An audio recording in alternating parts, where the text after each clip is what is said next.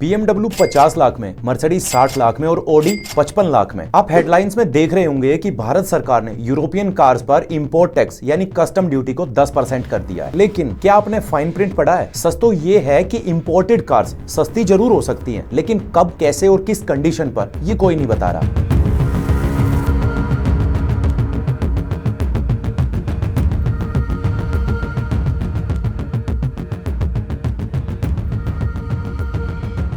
आप जो सोच रहे हो वो पूरा सच नहीं है, क्योंकि रियलिटी और न्यूज में काफी फर्क है। तो पहले ये समझते हैं कि आखिर 27 जनवरी 2026 को हुआ क्या था। इंडिया और यूरोपियन यूनियन ने एक landmark free trade agreement sign किया, जिसे मदर ऑफ ऑल डील्स कहा जा रहा है। दुनिया में लोग इसकी चर्चा मदर ऑफ ऑल डील्स के रूप में कर रहे हैं। अगर पेपर्स की माने तो पहले जो गाड़ियां 33 लाख रुपए से ऊपर की वैल्यू पर आती थी, उन पर 110% की इंपोर्ट ड्यूटी लगती थी। मतलब अगर कोई कार 50 लाख रुपए की यूरोप में है तो वो इंडिया में 1 करोड़ 5 लाख की मिलेगी, यानी 55 लाख रुपए इंडियन गवर्नमेंट को टैक्स के रूप में रेवेन्यू जाता था। अब नए कानून के हिसाब से इसे घटाकर 10% कर दिया जाएगा। लेकिन ये रातों रात नहीं होने वाला। पहले साल यानी 2026 में ये ड्यूटी 110 से गिरकर 40% पर आ जाएगी और अगले 5 से 10 साल के टाइमलाइन में ये धीरे धीरे 10% तक आ जाएगी। जिन कारों की इंपोर्ट कीमत करीब $17,700 यानी लगभग 16.3 लाख रुपए से ज्यादा है, उन पर टैक्स घटकर करीब 40% किया जा सकता है। समय के साथ इसे 10% तक लाने की बात भी कही जा रही है। अब इसके साथ ही कोटा सिस्टम भी लगाया गया है, जिसमें साल भर में केवल 2.5 लाख गाड़ियां ही इस बेनिफिट का फायदा उठा सकती हैं।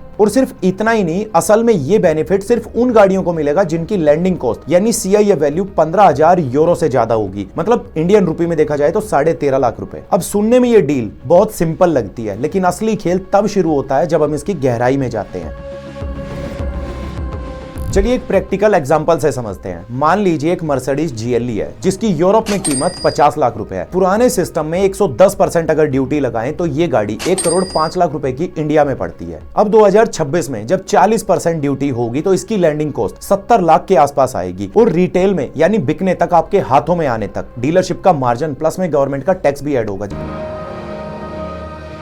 अब आते हैं कोटा सिस्टम पे। 2.5 लाख गाड़ियां सुनने में बहुत बड़ा नंबर लगता है, लेकिन जब आप इसे इंडियन मार्केट के कॉन्टेक्स्ट में देखते हैं तो ये कुछ भी नहीं है, क्योंकि हर साल लगभग 45 लाख गाड़ियां बिकती हैं और ये कोटा पूरी मार्केट का मुश्किल से 5 से 6% है। अब सबसे हैरानी वाली बात यह है कि इलेक्ट्रिक व्हीकल्स को अगले 5 साल तक इस डील से बिल्कुल बाहर रखा गया है। इसका कारण बिल्कुल साफ है। भारत सरकार नहीं चाहती कि टाटा और महिंद्रा जैसे हमारे स्वदेशी ब्रांड्स को यूरोपियन EV से एकदम से कंपटीशन मिले। बहुत से लोग ये भी सोच रहे हैं कि शायद अब वॉक्सवैगन पोलो या रिनॉल्ट की सस्ती गाड़ियां वापस आ जाएंगी, लेकिन ये ड्यूटी कट सिर्फ उन गाड़ियों पर है जिनकी CIF वैल्यू 13 लाख रुपए से ज्यादा है। अब जब आप इसमें ड्यूटी, GST और रोड टैक्स जोड़ते हैं तो शोरूम प्राइस लगभग 25 से 27 लाख रुपए तक पहुंच जाता है। भारत में 90% गाड़ियां 25 लाख रुपए से कम के सेगमेंट में बिकती हैं। इसका मतलब है कि मारुति ऑल्टो, स्विफ्ट, क्रेटा या टाटा नेक्सॉन जैसी मास मार्केट सेगमेंट पर इस डील का 0 इंपैक्ट होने वाला है। ये पूरी डील सिर्फ और सिर्फ प्रीमियम सेगमेंट के लिए है, और जो पहले से ही एक छोटा मार्केट सेगमेंट रहा है।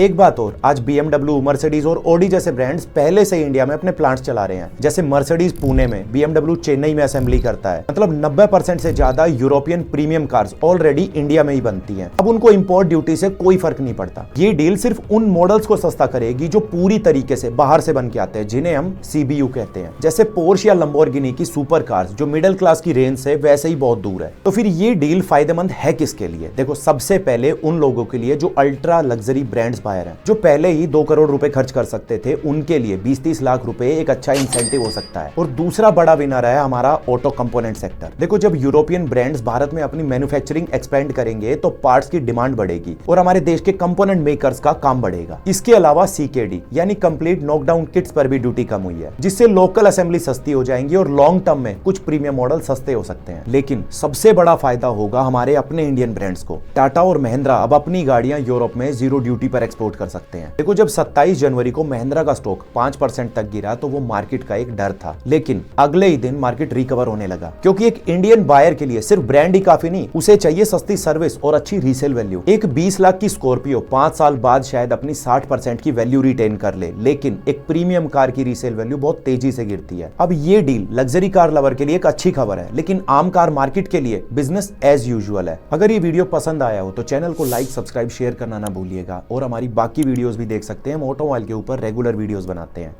जय हिंद।